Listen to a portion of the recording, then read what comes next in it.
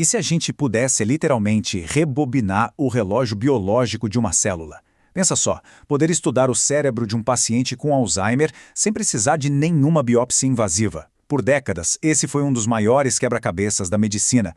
Como é que a gente acessa as células mais importantes do corpo se elas estão trancadas nos nossos órgãos vitais? Imagina o seguinte, você quer entender os mecanismos de uma condição como a síndrome de Down. Para isso, você precisaria analisar os neurônios de um paciente. Mas como conseguir essas células de alguém que está vivo? O procedimento seria super invasivo e, claro, eticamente bem complicado. Por muito tempo, esse dilema simplesmente travou a pesquisa de inúmeras doenças.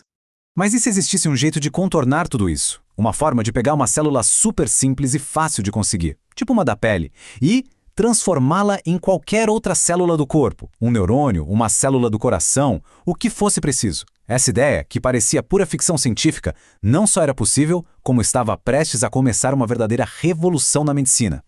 Para a gente entender como essa revolução aconteceu, vamos fazer uma jornada bem legal. Primeiro, a gente vai encarar o problema da célula impossível. Depois, vamos desafiar uma ideia central da biologia, a de que a vida é uma via de mão única. Em seguida, a gente vai ver como os cientistas finalmente decifraram o código para reverter esse processo, o que causou uma revolução ética e abriu as portas para o futuro da medicina personalizada.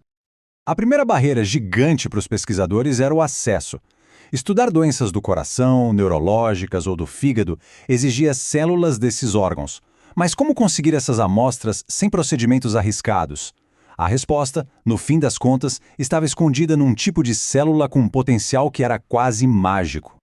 Essa capacidade se chama pluripotência. As células tronco-embrionárias, lá no comecinho do desenvolvimento, são pluripotentes. Elas são como uma célula mestra, sabe? Com o poder de virar qualquer um dos mais de 200 tipos de células que formam o nosso corpo. O problema é que, por muito tempo, todo mundo acreditava que uma vez que a célula se especializava, ela perdia esse poder para sempre. A biologia do desenvolvimento parecia ser uma rua de mão única, sem retorno. Uma célula-tronco virava uma célula de pele, um neurônio ou uma célula muscular. E pronto, esse era o seu destino final. A identidade da célula era vista como algo permanente, irreversível.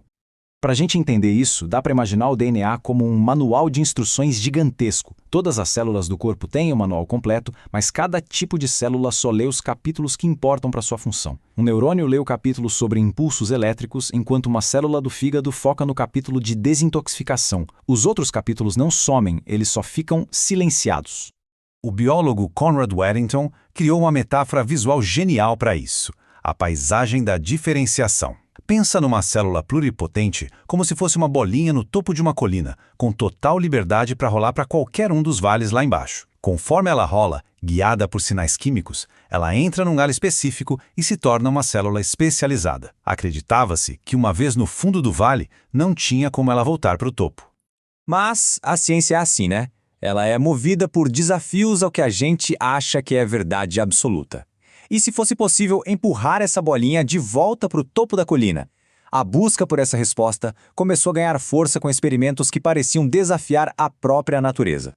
Essa jornada começou lá em 1962, quando John Gurdon provou que o núcleo de uma simples célula de girino tinha toda a informação para gerar um sapo inteiro. O próximo salto veio em 1996, com a famosa ovelha Dolly, clonada a partir de uma célula adulta, mostrando que isso também era possível em mamíferos. A mensagem era clara: o manual de instruções genético estava intacto, mesmo nas células especializadas. O desafio agora era descobrir como forçar a célula a reler todos os capítulos, e a resposta definitiva veio em 2007, com o trabalho revolucionário de Shinya Yamanaka.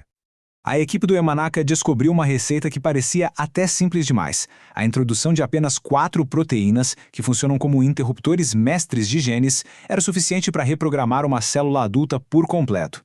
Essas 4 chaves genéticas, OCT3/4, SOX2, KLF4 e CMYC, ficaram conhecidas como os fatores de Yamanaka.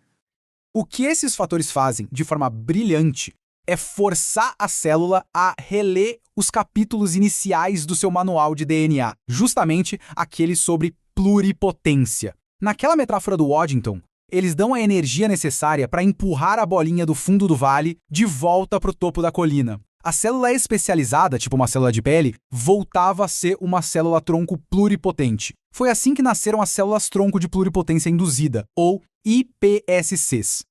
A descoberta do Yamanaka, que rendeu a ele o Prêmio Nobel em 2012 junto com o John Gurdon, foi bem mais que um avanço científico. Ela resolveu um dos debates mais intensos da biomedicina. Olha só, antes das IPS, a única fonte de células pluripotentes humanas eram embriões. E isso gerava discussões éticas, morais e religiosas profundas sobre a destruição de uma vida em potencial. As IPS simplesmente contornaram todo esse dilema. Agora era possível criar células-tronco pluripotentes a partir de uma simples amostra de pele ou de sangue de uma pessoa adulta, abrindo as portas para pesquisas que antes eram super limitadas por causa dessas controvérsias. Certo. Então, com esse obstáculo ético superado, as portas se abriram de vez. A ciência pôde finalmente começar a explorar o potencial prático imenso dessas células e, com isso, inaugurou uma nova era na medicina. As aplicações se concentram em 3 grandes pilares. Primeiro, a modelagem de doenças. A gente pode criar uma doença numa placa de cultura, transformando células da pele de um paciente, por exemplo, nos próprios neurônios ou células cardíacas que são afetadas pela sua condição. Isso permite estudar a doença de perto como nunca antes. Segundo, a descoberta de fármacos. Com essas células, podemos testar milhares de remédios para ver qual funciona melhor para aquele paciente específico. E terceiro, a medicina regenerativa. A grande promessa de gerar tecidos saudáveis em laboratório para reparar órgãos danificados. Claro, nem tudo são flores. O caminho até a aplicação clínica geral ainda tem obstáculos.